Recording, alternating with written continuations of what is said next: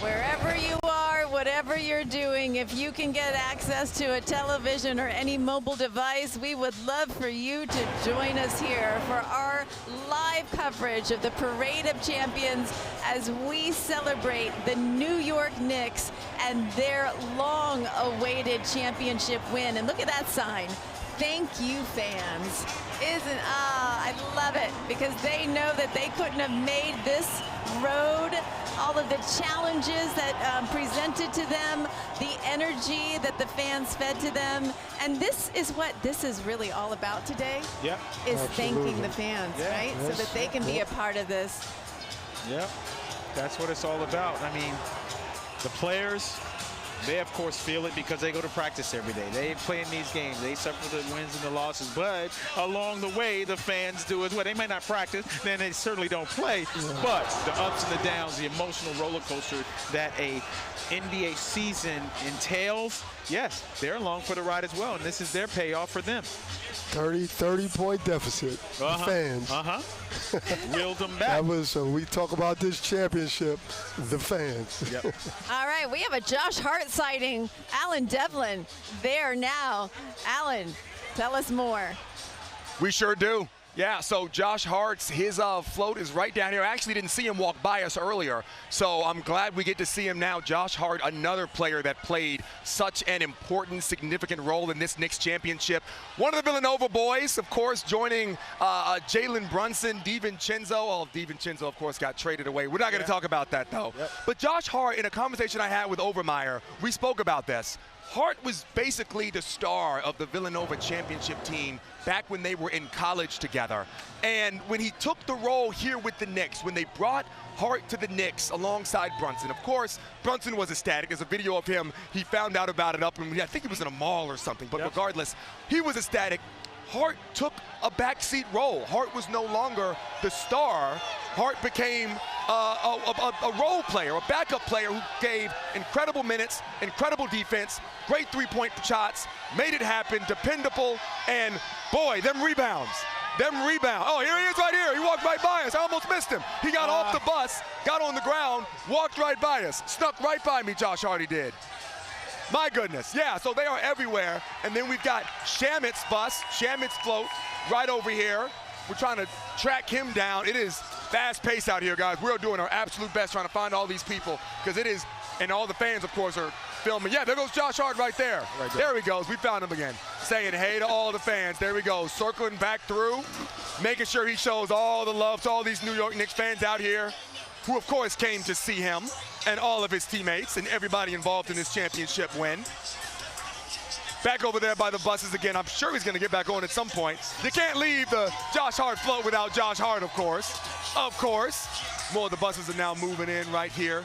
Where's Shaman? I don't see Shaman up on this float right here, so I do think he might have gotten off. Because who knows where they're going. They're having a good time. Yeah, they're enjoying watch out themselves, for flying right? T-shirts Everybody's there. enjoying watch themselves. Watch out for the flying T-shirts coming off those double. I hope I get hit with one. I'm trying to catch it. And I'm trying to catch one. It is. Frags, what's in front of you? That's big time. My Mr. goodness, Robinson. another bus has just pulled up. Look at this. Let me get out of the way of this truck. Look at this. Good show. Mitch is wild. And it's documented. Mitchell's getting some images for his portfolio there. I like that. Yeah, I like that. Yeah, good job. Longest tenured Knick right there. He's seen the good. Wow. You saw Mitch doing a little something for the Instagram before. Guys, we're in position A here. It is so awesome. We're about 5 feet. We're standing on some of the rocks, so we can be eye level with the floats.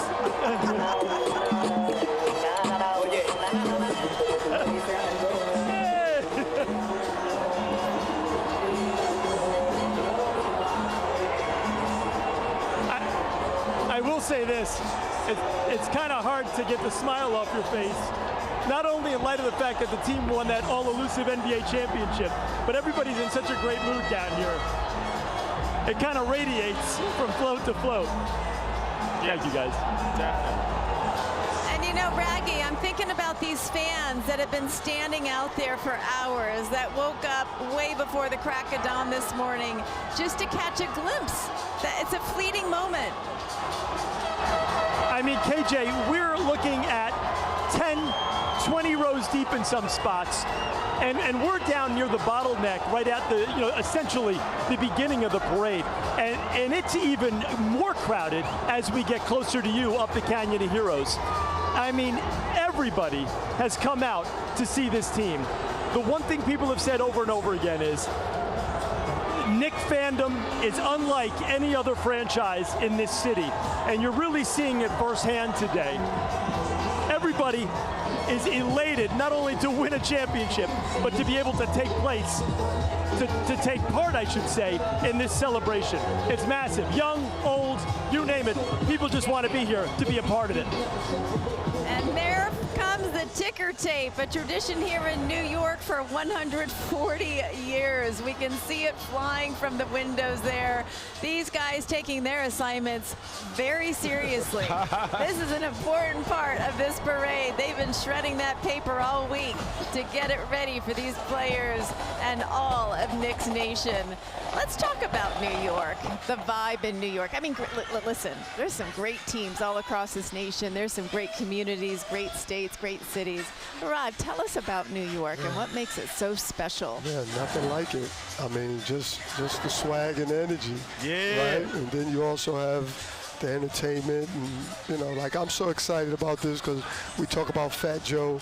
I just heard the music of Jada Kiss back there, and Michael Jackson got me hyped. Yes. But just to see what happened, Wu-Tang Clan, like you said, who knows what's going on the float? Yeah. They could be Look doing a at concert. this massive humanity here. Yeah. And a great part of it, too, is, of course, New York is that melting pot. You Yes. see a lot of different faces here, Yes. getting along, cheer, common cheering, a common theme here. They're cheering on the New York Knicks. Look at all these different faces that you see there, side by side. No problem. Let's keep it that way. And Keep so it many, nice. Yeah, keep it nice. nice. Keep it nice. But it's like so great because as we've been taking this journey with our Knicks, for people that may not have been familiar with some of these players, we're learning about their backgrounds. We're learning about where they went to school, where they grew up, where they were born. And so many New Yorkers can identify where these guys have come from and relate to their stories of a dream that they also had as a child to someday play basketball. And that's Jordan Clarkson there. He's been on a number of teams. Very important to this Knick culture. A veteran, whether he's playing or not, he has some input on this team. He shows leadership. A couple of those other guys out there are NBA players from other teams that have infiltrated. Is that what's going on? Yeah, I saw that. But they're friends of Jordan Clarkson, so it's all good. We're the champions today. And you got this is interesting. Mikal Bridges has on Pacom Dadier's jersey. Tell us about that. He is a rookie with the team. He's from he played in the German league last year, and I remember interviewing them after they clinched the championship. They joined Mikal Bridges, and he was talking about how proud he was of those guys, and they talked about how they learned from the veteran, how they know how to behave, how they know when they get their call on the court, they have to perform. And Mikal said something that was very surprising. He said, we have faith in all of the guys, even these guys who hardly get in the games. We believe that if we put them in the game, they will help contribute in some way. And so that's his way of Pacom giving him Dadier. And he put it in the front so everybody sees it. That's amazing. Yeah. That's a real team player. Team. And that is something that we saw from this New York Knicks team. They really gelled, they really became close, and they were so focused. And even throughout this tournament, nothing rattled them. Even after a win, they were like, still got more work to do. Job's not done. After a loss, we're going to learn from our mistakes. Is it hard to stay in that kind of mindset? Well, not when you're champions. but that starts out with the leadership from top to bottom, and I still say it goes back to Jaylen Brunson. I think it also goes back to no matter where it is in the series, they were talking about we're playing like a desperate team. Yes. We're playing like it's 0-0 trying to get that first win, even though they were up 3-1 and ready on the verge of winning an NBA championship. Yeah, and this is proof here from these pictures that we're seeing here from high above Broadway as they make their way up the Canyon of Heroes for this long-standing tradition to celebrate various achievements and milestones here in New York City. We were expecting what we heard from city officials, a number in the millions, and granted, it's going to be really difficult to get a true head count, but just judging from these pictures, I haven't seen Broadway look like this in a long time. No doubt. For sure. It's a beautiful sight, though, isn't it? Just all right, guys, who do we see here on this float? let's see. I can't see. I cannot tell. We've got a trophy on that float. Yeah. Dylan Jones we have there. This is my fellow Jayhawk right here getting off right there. He won a natty. Yep. And I love how these guys are like, you know what? I'm going to get off this float and I'm going to get some FaceTime with these fans. That's got to be Have fun. to. That's great. Have to. Yeah. This has got to be so fun for them to be able to be off the court here, to celebrate, and to be up close with these people that really, without them, Deuce, they're Miles no McBride. team. Miles Let's not McBride forget, coming through. They won the NBA Cup as well over the San Antonio Spurs. Right. So that's the NBA Cup right there. Okay. They beat the Spurs in that, and they beat them with the gentleman's sweep in the NBA Finals, 4 games to 1, which ironically in 1999, the Spurs did that to the Knicks. So exacted a little bit of revenge. Rick Brunson was on the 99 team. His son exacts a little revenge. I mean, it all comes full circle. All came full circle. All right. absolutely. Miles McBride right there. Yep. There's Pacom Dadio right there with the tank top. That's what I was talking about. Okay. Miles Bridges wearing. I Miles love McBride. that. I mean, love Mikel. that. Imagine those guys, those young guys. Imagine those guys, how they feel. Yeah. First, second year, you got a partner. natty already? I mean, And that not a natty, sign, but that sign there on that NBA float Finals. saying this is happening to remind them this is not a dream. Right. This is not a dream. You know what's crazy is like a lot of people, because you know on game days or in between game days, we do a lot of man on the street interviews, and a lot of people, a lot of Knicks fans wearing their jerseys. I asked them, how does it feel to be a Knicks fan right now? And they talked about the pride. They talked about in the past, people ridicule them for wearing a Knicks jersey. We're talking about the #1 market in the country, one of the franchises that the NBA puts out front. You know, and people ridicule you. Well, now they can't do that. Yeah. You are a champion. Next year, there's always next year. Well, next year is this year. Right. They got it done. They got it. Yep. All right, we got to give a shout out to our cheerleaders to entertain the crowd, the city dancers, the Knicks City dancers to There's Jaylen. entertain the crowd. We got Jaylen now. Yep, he's right there behind the camera. There he is. And there's his wife and his cute little daughter. Tracy Morgan's on there. Oh, there's Tracy. I was wondering where Tracy was. Hustle, man. Tracy, a familiar face there courtside for a team that he is so passionate about. I'm still looking for Spike. Oh, there you go. I'm still looking for Spike. He always says Spike's on the back. Allen just said Spike's on the back. Let's see if I'm sure we're going to get him if he's there. Go, Rick. Yeah. Spike Lee on the back of that parade route, guys. We're going to get him up here. He moved to the other side. He's on the other side of the parade, the float right now. But he's up there. I promise. I saw him. Tell him you know me. Tell him you know Rod Strickland. He'll come around. If I can hear him, my look, God, if he can hear me, I'm going to let him know. I'm going to let him know. Yeah. Yep. Tracy Morgan right there. You know, I'd like to continue our conversation about the leadership that Jaylen Brunson brought to this team.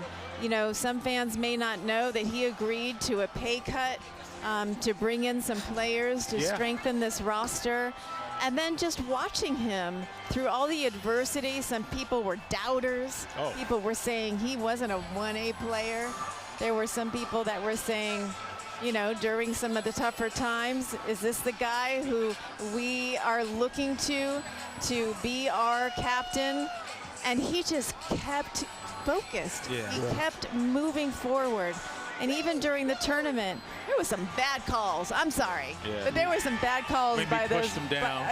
Pushing him down. Yeah. And he just said, you know, It's in the past. All I can control is the future. I think and that's my contribution. That's a testament to his father. That's the testament to his father teaching him about the mental game more than anything. You can't lunge out and swing on Wemby because he pushed you down. You got to stay in the moment and understand the severity of the game itself. And your presence, this is the guy that's the most important player on the court, right? So he knows that he can't do those sort of things. And a certain former WNBA player who is a WNBA champion coach said that Jaylen Brunson is not a 1A player. And a 1A player at his size cannot win an NBA championship. Well, we have footage that shows that he can win a championship, and he's holding that the NBA Larry O'Brien trophy. All right, somebody so bought some drinks. It just shows. To the parade. Just pointing that out there. As we have these live pictures. But as a professional player there, Rod, you know, how important is that aspect of the game with these characteristics that Otis was just talking about to be a complete player? Yeah, super important. I call it basketball character. You know, and he has a lot of basketball character. Very focused, very intentional, right? He had the wherewithal or the foresight to understand that I'm in New York. I want to win. If I take all this money, I may not get the people around me, so I'm going to take the less money. We're going to try to win this championship. I'm going to win the championship, and now I'm going to run the city.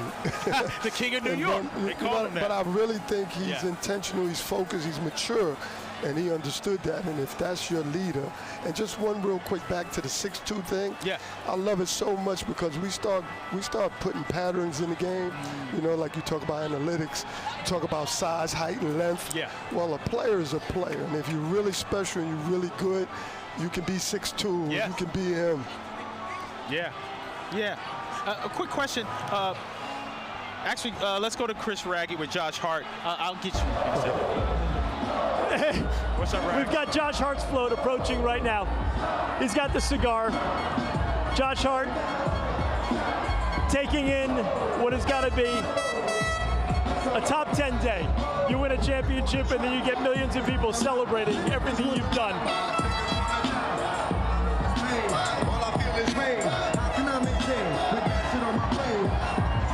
These guys are having a blast. Every float that goes by, they're having an awesome time. And if I could just kind of Brunson conversation from before. Otis, you said it best. He's now the king of New York. He's on the Mount Rushmore of top Knicks.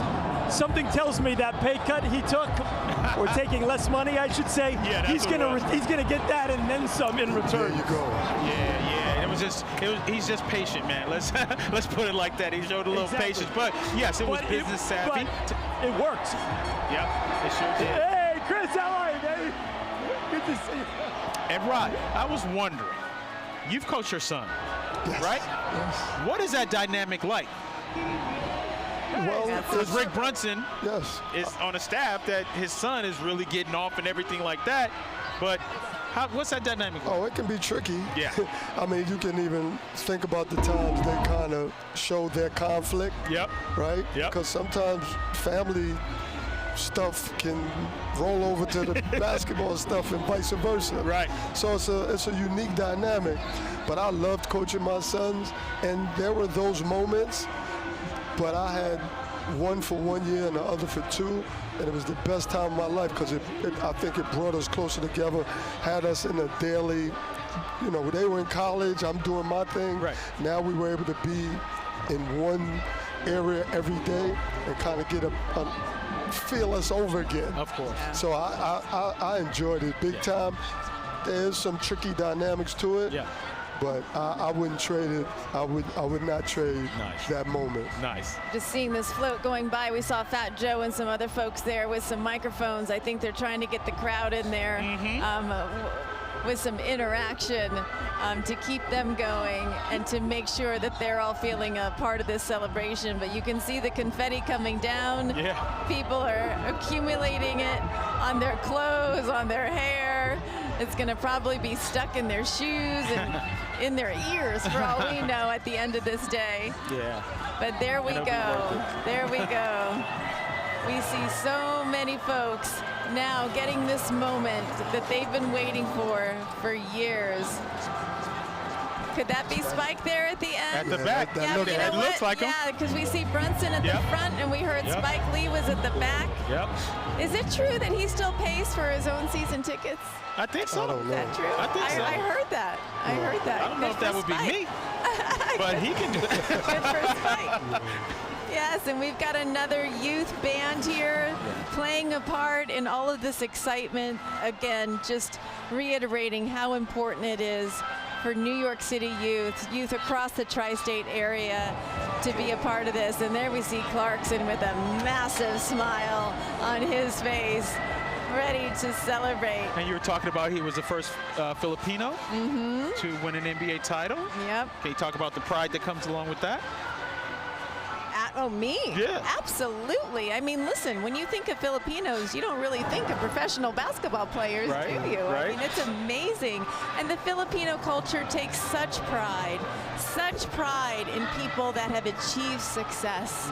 And they want to support them. And every Filipino that you meet, after 5 minutes of meeting them, they're your auntie, or they're your uncle, you know, or they're your Love it. cousin. So it really is sense of a we see Martha Stewart there, but in the Filipino culture, everybody is family. So I know that having him on this team, and with all the Filipinos that have chosen the tri-state area as their new home to bring up their children, this is somebody that they can look to and say, hey, look at what he did with his life. You can do this too. Inspiration. And I'd love some lumpia.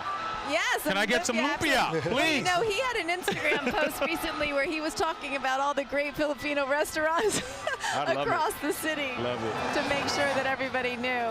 But let's go Knicks, as those signs say, the city of champions. Go New York, go.